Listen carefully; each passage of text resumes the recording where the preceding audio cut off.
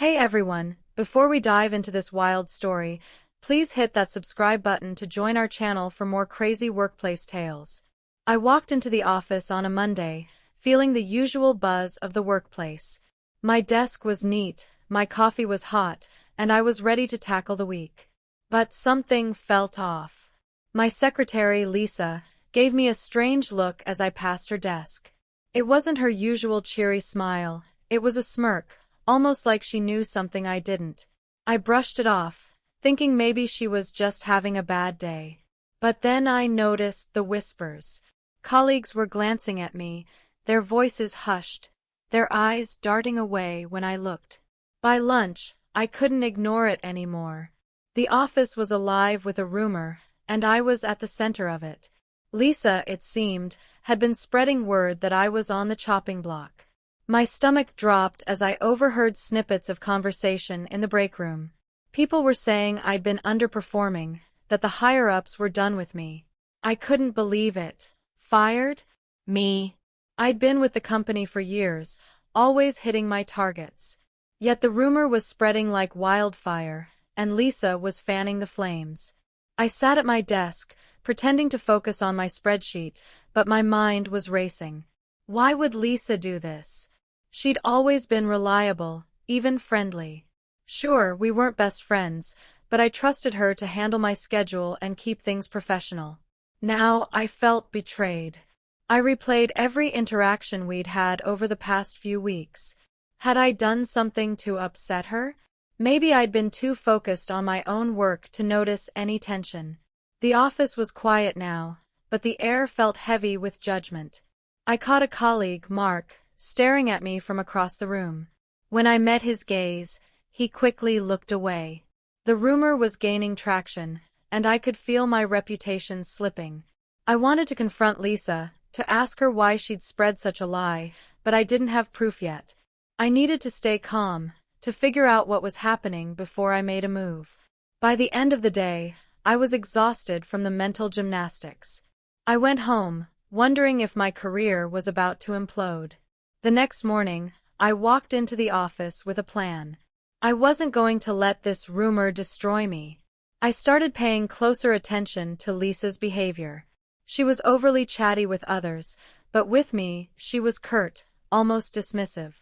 I overheard her in the break room, whispering to a coworker about big changes coming. My name came up, and my heart sank. She was doubling down on the rumor, painting me as someone who was already halfway out the door. I decided to test her. I asked her to pull some files for a project, watching her closely. She hesitated, her eyes flickering with something. Guilt, maybe? I couldn't tell. But I knew I had to dig deeper. I started asking around casually to see who else had heard the rumor. Almost everyone had. It was humiliating, but I kept my head high. I wasn't going to let Lisa's words define me. I spent the day working harder than ever, determined to prove the rumor wrong. By Wednesday, the rumor had taken on a life of its own. People were treating me differently, some with pity, others with distance. I felt like an outsider in my own workplace. I started to doubt myself. Had I missed some warning signs? Was there truth to what Lisa was saying? I checked my performance reviews, all glowing. My projects were on track, my clients were happy. So why was this happening? I decided to confront Lisa, but I wanted to be strategic. I called her into my office for a routine check-in. I kept my tone neutral, asking about her workload and if anything was bothering her.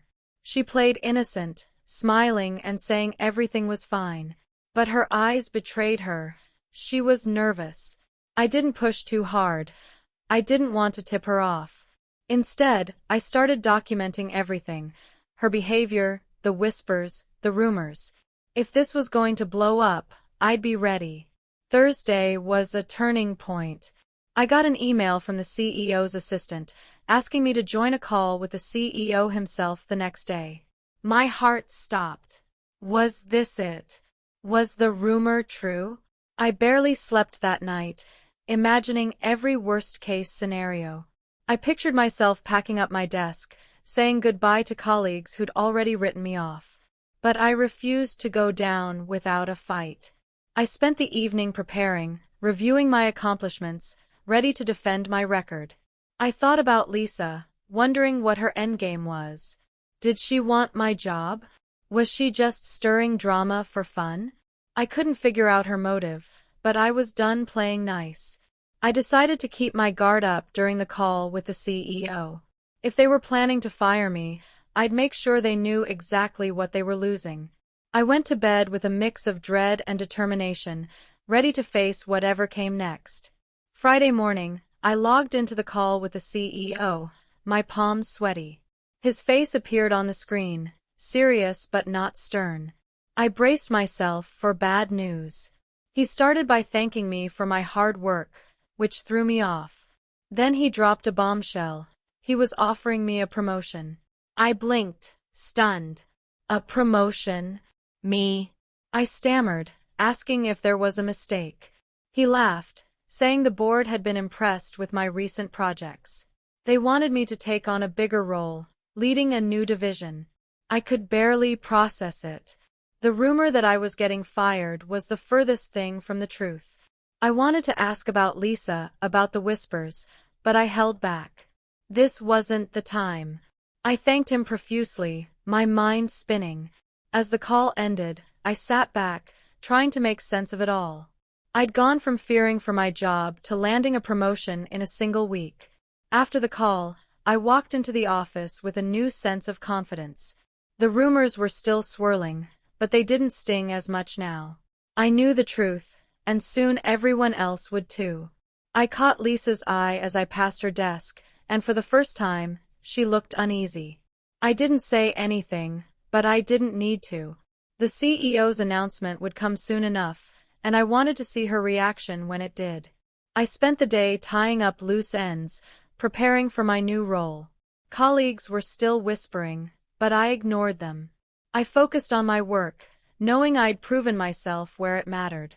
I started to wonder how Lisa's rumor had started. Was it jealousy? A misunderstanding? I didn't have answers yet, but I was determined to find out. For now, I was just relieved to know my career wasn't over. It was just beginning. The announcement came on Monday. The CEO sent a company-wide email congratulating me on my promotion. The office went quiet as people read it. I could feel eyes on me, but this time it wasn't pity, it was surprise, maybe even respect. Lisa's face was priceless. She tried to smile, but it was forced, her eyes wide with shock. I didn't confront her, not yet. I wanted to let the moment sink in. Colleagues started congratulating me, some awkwardly, others genuinely happy. The rumor mill shut down almost instantly. I felt vindicated, but I wasn't done. I needed to understand why Lisa had spread the lie. I started watching her more closely, noticing how she interacted with others. She was quieter now, less confident. I knew I had the upper hand, but I wanted to handle this carefully. Revenge wasn't my goal. Answers were. Over the next few days, I settled into my new role. The promotion came with more responsibility, but I was ready for it. I moved to a new office, a corner one with a view. It felt like a fresh start, but the Lisa situation still nagged at me. I decided to have a private conversation with her, not to accuse, but to understand. I called her into my new office and closed the door. I asked her directly about the rumors, keeping my tone calm but firm. She denied everything at first, but I pressed, mentioning what I'd overheard. Her facade cracked. She admitted she'd been frustrated, feeling overlooked for a promotion herself. Spreading the rumor was her way of venting, she said, not thinking it would spread so far. I was angry, but I also saw her regret. I told her we'd move forward, but I'd be watching. Trust was broken, and she knew it. By the end of the week, things were settling down. The office was back to normal, and I was thriving in my new role. Lisa kept her distance, and I let her. I didn't want to hold a grudge, but I wasn't going to forget either. I focused on building my team, setting goals for the new division. The rumors were a distant memory now, replaced by excitement about what lay ahead. I realized how quickly things could change. One week, I was the subject of gossip. The next, I was leading a team. It taught me to trust my instincts and not let others' words define me. I also learned to keep my circle tight, to be cautious about who I trusted. As I looked out my new office window, I felt a sense of pride. I'd come out on top, not because of luck, but because I'd earned it. The rumor was dead, and my career was stronger than ever. As I adjusted to my new role, I couldn't help but reflect on the past week's chaos. The rumor had shaken me, but it also made me stronger.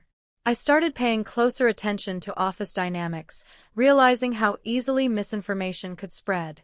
I made a mental note to be more proactive in addressing issues before they escalated. My new position gave me a platform to set the tone for my team, and I wanted to foster trust and transparency.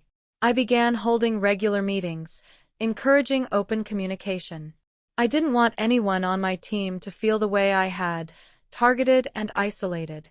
Lisa's actions had been a wake-up call, a reminder that not everyone in the workplace had my back. I wasn't paranoid, but I was more cautious now, choosing my allies carefully. The promotion was a victory, but it came with lessons I wouldn't forget. Lisa's behavior remained on my radar.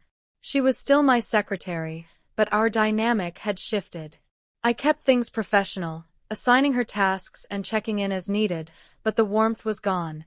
I noticed she was trying to redeem herself, working harder and keeping her head down. Part of me felt bad for her. She'd made a mistake, and now she was paying for it. But I couldn't fully trust her again. I started relying more on other team members for support, building stronger connections with those who'd stood by me during the rumor storm. One colleague, Sarah, had been particularly kind, checking in on me when the whispers were at their peak. I made a point to thank her, and we started collaborating more closely. The office was starting to feel like a safer place again, but I knew I had to stay vigilant. My first big project in the new role was a success, which boosted my confidence. The CEO even sent a personal email, praising my work. It felt good to know I was proving myself, not just to him but to the entire company. The rumor seemed like a distant memory now, but I still wondered about Lisa's motives. Had it really just been frustration, or was there more to it? I decided to do some digging, discreetly. I spoke to a few colleagues who were close to her, casually asking about her recent behavior. They mentioned she'd been passed over for a promotion a few months back, which lined up with what she'd told me. But there was also talk of her being close to someone in upper management. I didn't want to jump to conclusions, but it made me wonder if there was a bigger plan behind the rumor. As weeks passed, I grew more comfortable in my new role. The promotion had opened doors, giving me access to higher-level meetings and decision-making. I was learning fast, navigating the corporate world with a new perspective. But I couldn't shake the feeling that Lisa's rumor had been more than a one-off mistake. I started noticing small things, her lingering near certain offices, her hushed conversations with a manager I didn't fully trust. I didn't have enough to act on, but I kept my eyes open. Meanwhile, I focused on building my team's morale. I organized a team lunch, something casual to break the ice. It went well, and people were starting to see me as a leader, not just the guy who dodged a rumor. I was determined to make my mark, to show that I deserved this promotion. One day, I overheard Lisa on a call, her voice low and urgent.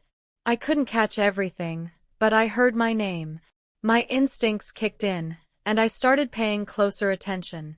I didn't want to become paranoid, but I couldn't ignore the pattern. I decided to talk to HR, not to file a complaint but to get advice. The HR manager was understanding, suggesting I keep a record of any concerning behavior. She also hinted that Lisa had been on their radar before, though she didn't elaborate. It was enough to confirm my suspicions. Lisa wasn't just acting out of frustration. I didn't confront her yet. I wanted more evidence. Instead, I focused on my work, delivering results that spoke louder than any rumor. My team was thriving, and I was starting to feel like I belonged in this new role. The CEO called me into his office for a follow-up meeting. He wanted to discuss my plans for the new division. It was a chance to shine, and I was ready. I presented my vision, outlining goals and strategies I'd been working on. He was impressed, even suggesting I present at the next board meeting. It was a huge opportunity, one I hadn't expected so soon. As we talked, I considered mentioning the rumor situation but decided against it. The CEO didn't need to know about office gossip. He cared about results, and I was delivering. Still, I couldn't help but wonder if he'd heard anything about the rumors. I left the meeting feeling energized, ready to take on the board presentation. But in the back of my mind, Lisa's actions lingered. I needed to resolve this soon, before it became a distraction. The board presentation was a success. I walked out feeling on top of the world. Colleagues congratulated me, and even those who'd been distant during the rumor days were now friendly. It was proof that hard work could drown out the noise. But Lisa was still a loose end. I decided to have another conversation with her, this time more direct. I called her into my office and laid it out. I knew she'd been talking about me, and I wanted it to stop. She looked shaken, admitting she'd made a mistake and promising it wouldn't happen again. I told her I'd give her a chance to prove it, but I wasn't naive. I started looping HR into our interactions, keeping everything documented. I didn't want to fire her, not yet, but I needed to protect myself. The office was my domain now, and I wasn't going to let anyone undermine me. As my team grew, I started delegating more, building a strong support system. Sarah became my right-hand person, someone I could trust. She'd heard the rumors too, but never believed them. Her loyalty meant a lot, and I made sure she knew it. Meanwhile, Lisa was on her best behavior, but I wasn't convinced. I noticed she was still close with that manager I'd heard about, and I wondered if they were working together. I didn't have proof, but I kept my guard up.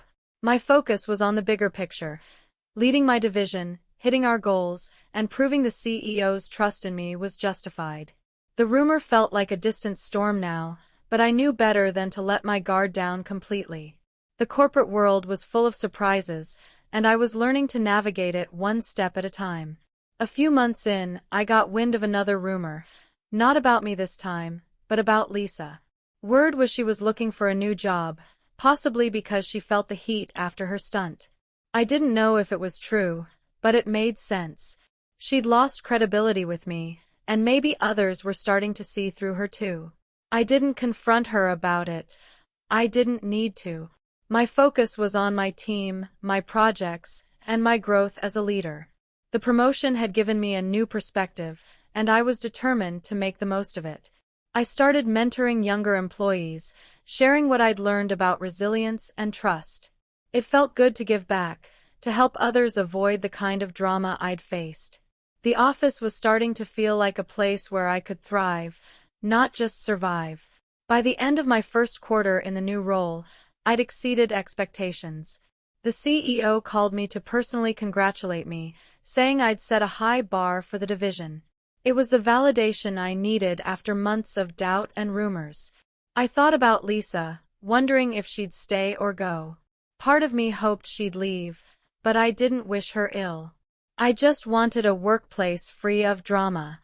I started thinking about long-term goals, both for myself and my team. The rumor had been a wake-up call, a reminder that success wasn't just about hard work, it was about protecting your reputation. I was more strategic now, more aware of the games people played. As I looked back on the past few months, I realized how far I'd come. The rumor hadn't broken me, it had made me stronger. As time went on, I settled fully into my role as a leader. My team was performing well, and the division was gaining recognition. I'd earned the respect of my peers, and the rumors were a thing of the past. Lisa, however, was still a question mark. She'd been quieter, but I didn't trust her completely. I kept her at arm's length, focusing on building my team's culture. I introduced new initiatives, like weekly brainstorming sessions, to keep everyone engaged.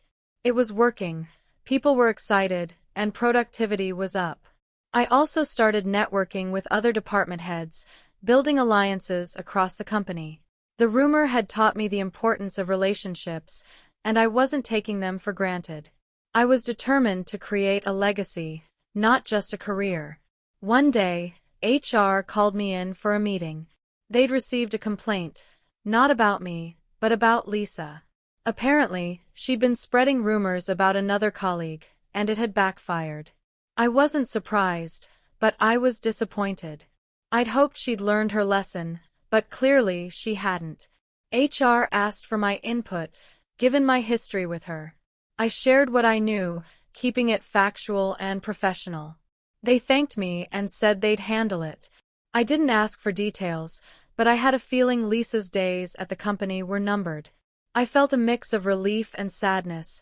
She'd brought this on herself, but it was still a shame. I focused on my work, knowing I'd done the right thing by staying out of the drama. My priority was my team, and I wasn't going to let Lisa's actions derail us. A week later, Lisa was gone. HR didn't share details, but word spread that she'd been let go.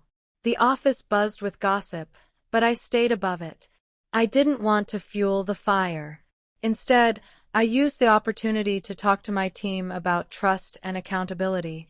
I didn't mention Lisa by name, but the message was clear. We were a team, and we needed to have each other's backs. The response was positive. People appreciated the honesty. I hired a new secretary, someone recommended by Sarah. She was professional, reliable, and a breath of fresh air.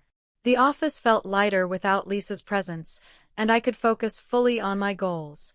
The rumor she'd started was a distant memory, but its lessons stayed with me. My division continued to grow, and I was invited to speak at an industry conference.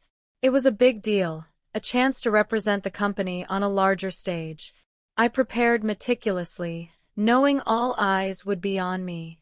The presentation went off without a hitch, and I got great feedback. It was a reminder of how far I'd come since the rumor days. I thought about how close I'd come to letting Lisa's words shake my confidence. Now I was standing taller than ever.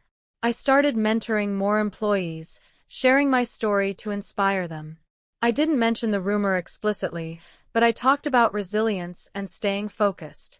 It resonated, and I felt like I was making a difference. The corporate world was tough, but I was proving I could handle it. As the year went on, I reflected on the rumor that had almost derailed me. It felt like a lifetime ago, but it had shaped me in ways I hadn't expected. I was more confident, more strategic, and more aware of the people around me.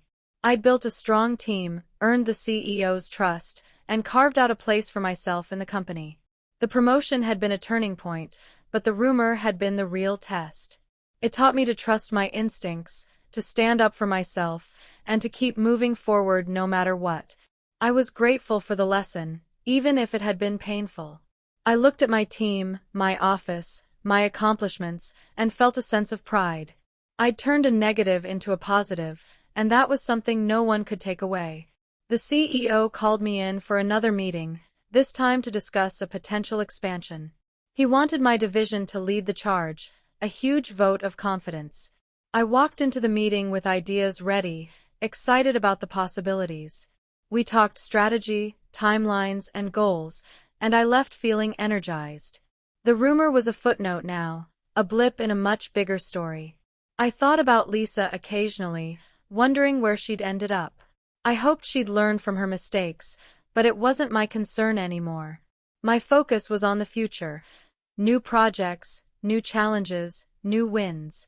I was building something real, and I wasn't going to let anything slow me down. The corporate world was full of pitfalls, but I was learning to navigate them with ease. As I sat in my office, looking out at the city skyline, I felt a sense of peace. The rumor had been a wake-up call, a reminder that success wasn't guaranteed. But it had also shown me what I was capable of.